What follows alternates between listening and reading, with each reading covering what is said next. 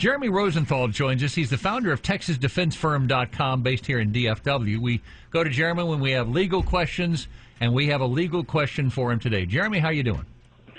I'm doing great. Let's have it. All right. So the big story last week was guns at the state fair or no guns at the state fair. It goes up to the Texas Supreme Court. Is there anywhere else for it to go, for the Attorney General to take it? There's nowhere else for it to go. And this was the Supreme Court, the Texas Supreme Court issued as stark a rebuke as I have ever seen to the application. A lower court in Dallas said the ban is fine. This is a nonprofit. They can do that on their property. The 15th Court of Appeals, a brand new Court of Appeals in Texas, arguably the most conservative in the state, brushed the argument aside, didn't even issue opinion. And then the Texas Supreme Court, I have to read to you the very first sentence of this opinion. I went to Texas Tech for undergrad, so I can fix your photocopier, but reading is not my strong suit. But it's this stark, and it says, remarkably, the state's presentation to this court takes no position on whether the State Fair of Texas, a private entity, has the legal authority to exclude patrons carrying handguns from the fair.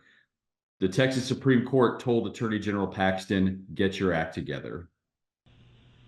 So bottom line is the state fair can do what it wants to do here. There's not going to be any further appeals. It maybe in a future year. What the Texas Supreme Court did is they said, Attorney General Paxton, you got to explain why. And the key to this, and they kind of gave him a bit of a roadmap if he wants to follow it, is the board members in Dallas, is the city of Dallas somehow controlling this nonprofit entity? If they are, you might have a good argument. And it said that in the opinion, but you didn't show us the math here, Attorney General, and maybe that's what you should have done. So this was some, I mean, politically in Texas, I don't know how to calculate this, but you've got a conservative Supreme Court really kind of giving it to a conservative Attorney General.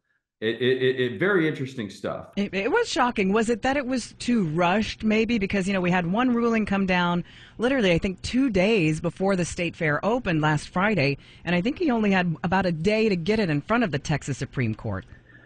Potentially. I think, I don't know when they instituted this ban. Memory serves me. I don't know if it was a month or 2 months ago or whenever it was. I know we had the shooting last year, and then it made its way through the Dallas courts.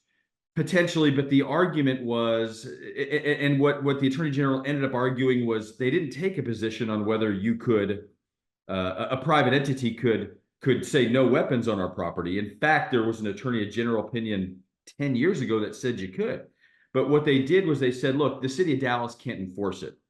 The Texas Supreme Court comes back and says they have private security. The city of Dallas wouldn't enforce this anyway. What's going on here? So maybe later. So if that's the case, then the state fair could issue if they didn't want people to wear clothing, they could ban clothing. Now, I got to tell you, it'd make the ring toss a little bit more fun. Did you see that? Aren't you glad you got up early for this, Jeremy? Wow. Yeah, I have to tell myself this is PG-13. Sorry, it just hit me. Well, inspiration, yes, indeed. To answer your question, I mean, you would still be breaking the law by being nude in public, and a nonprofit can't do that. So it's a great question, and that's kind of what the Texas Supreme Court said, is this is a great question. You just didn't really give it to us, right? And now I can never do the ring toss now without thinking about that. We're all done. You're welcome. You ruined the ring toss. It's over. Sorry. All right, Jeremy Rosenthal, TexasDefenseFirm.com. Thank you, Jeremy. Always a pleasure, man. You. Thanks, guys.